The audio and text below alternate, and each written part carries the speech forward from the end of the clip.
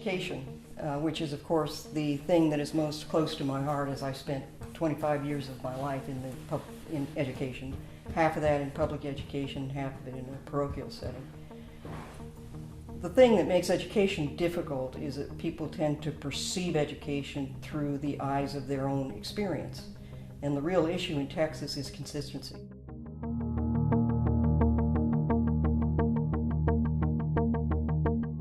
The reality is there's some really wonderful public schools in Texas, and there's some really awful public schools in Texas. They're good districts and they're bad districts.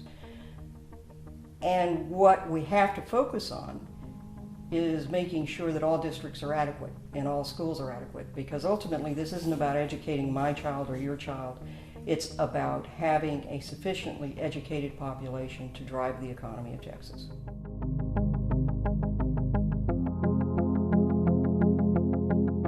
As a former teacher, here are some things I think are important. One is to assure that we are attracting and retaining qualified individuals who are bright, committed, and who bring expertise to the table.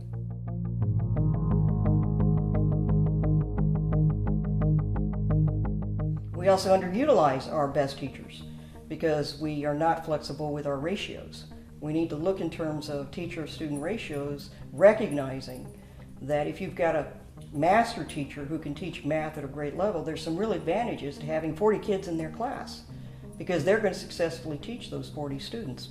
They have the skills to teach efficiently and to know what to do for each child, and they literally can manage a class of 40 and effectively educate them.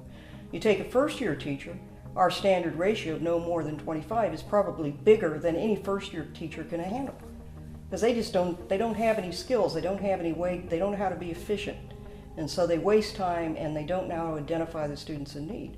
So we need to look at student-teacher ratios without hard rules. We need to create flexibilities for districts so that we can take advantage of our good teachers.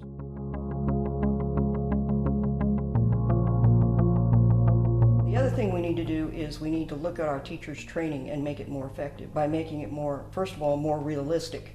The average first-year teacher isn't going to be teaching in an upper-middle classroom. They're going to be teaching in a low-income school, and they need to be given the skills to deal with the problems that go with a low-income school. That's where most teachers start. That's what we need to prepare them for.